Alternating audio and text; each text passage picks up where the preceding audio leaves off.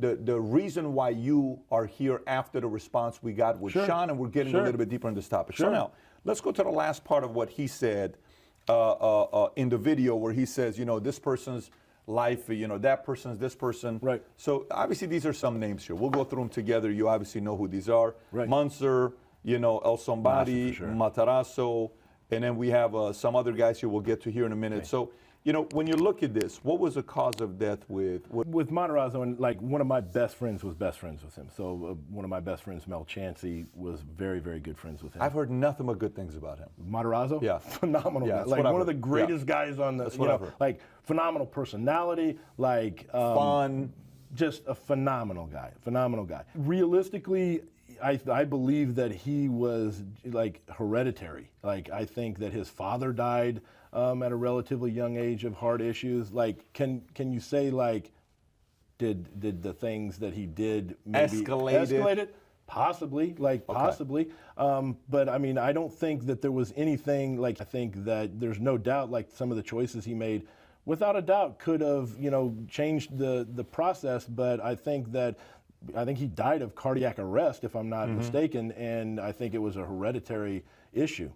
El Somebody, because Sean put that on you. Chad's got blood all over his hands, man. I mean, Ronnie Coleman will defend him to the 9th degree, but he was in that bathtub near death in 2001 at the direction of Chad Nichols, who's not a doctor, by the way.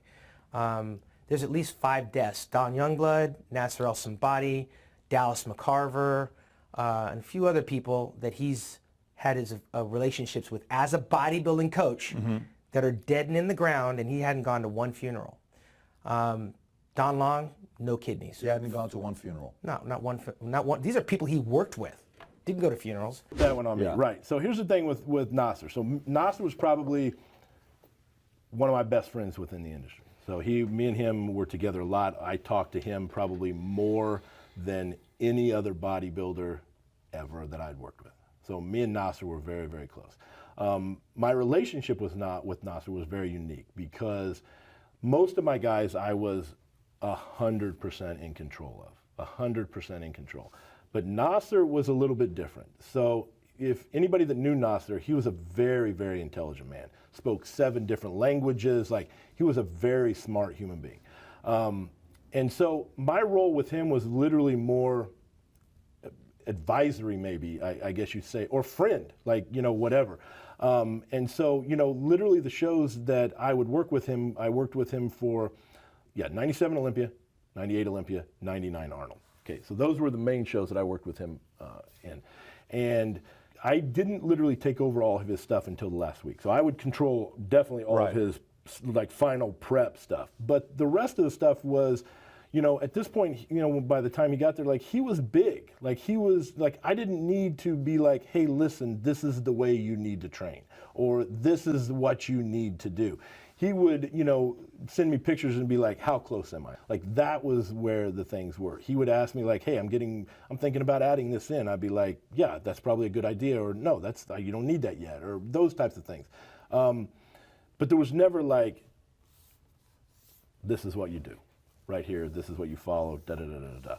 Now, the thing with Naaser is, like, this is the thing that's interesting about Naaser. So again, like, he literally puts that one on me, right? So, but literally, I didn't train him after 99, and he died 14 years later. Like, I'm not really sure how, like, I'm not even sure how you even go down that road. Like, it's so idiotic. Like, I mean, like, he could have lived 20 more years, and then you're like, yeah, that was still him. Like, yeah. Munster, obviously, you never did anything. Munster, but it's interesting. I talked to Munster the year he died, and so he was a very unique individual. He was a super nice guy. He didn't speak really good English, so it was like tough to speak. It was tough to communicate with him.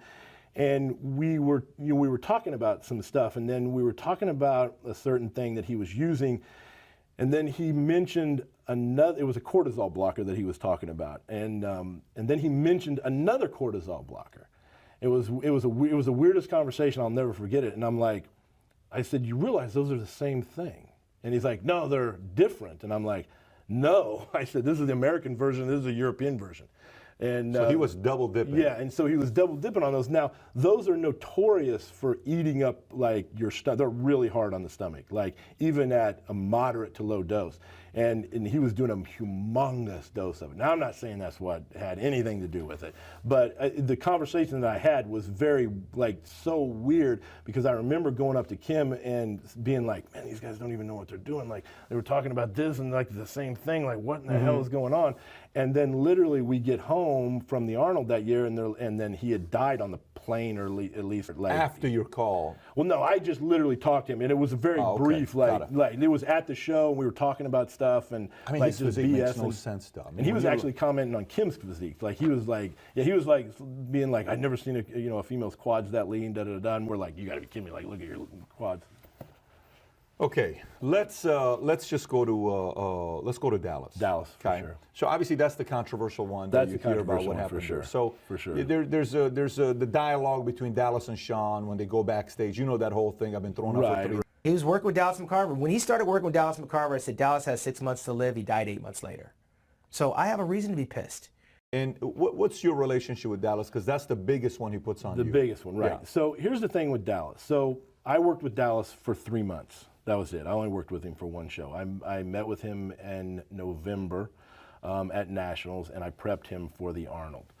I became very close with Dallas during that time. And, you know, Dallas was one of these guys that was just a likable, like there's no way you couldn't like Dallas. Like he was probably one of the most genuine, nicest people I had ever met in my life.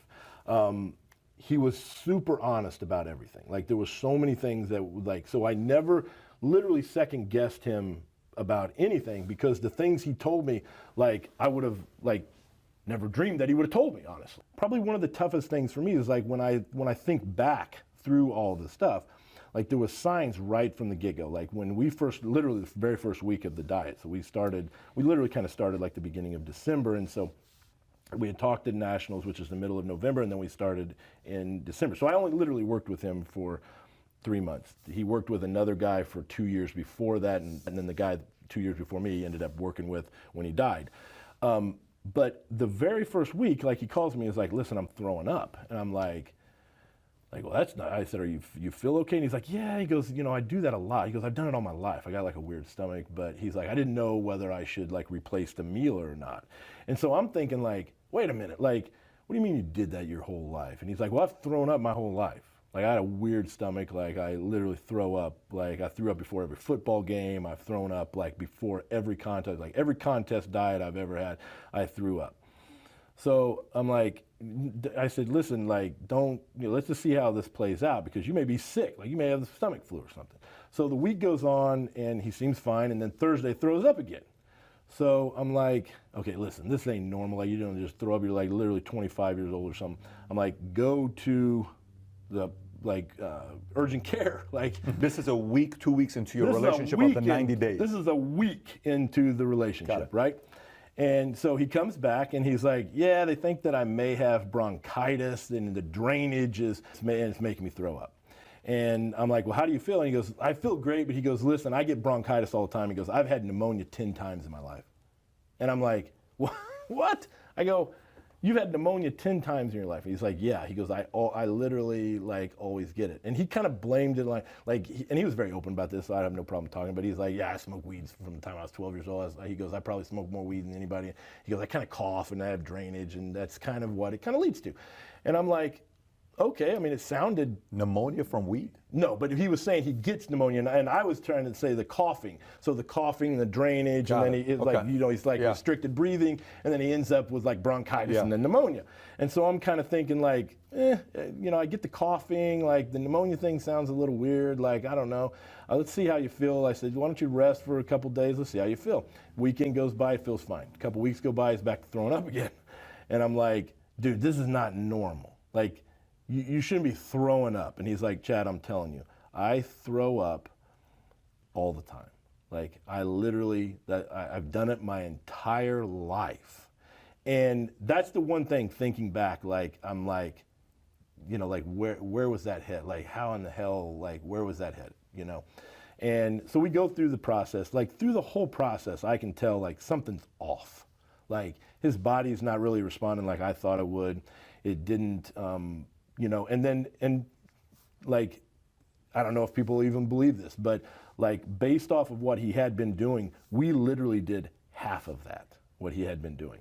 So a lot of this stuff, so You're saying you're doing half of what he was doing? Half of what he was doing. So my thinking was like, holy shit, like maybe like his body's not responding well. Like maybe it's not because we pulled back so far, right?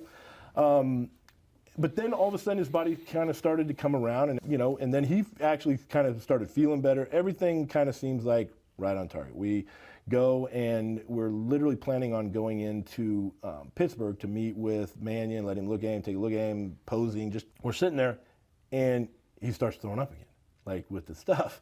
And so I'm like, okay, like dude, like how, like this is not normal. You shouldn't be vomiting all the time.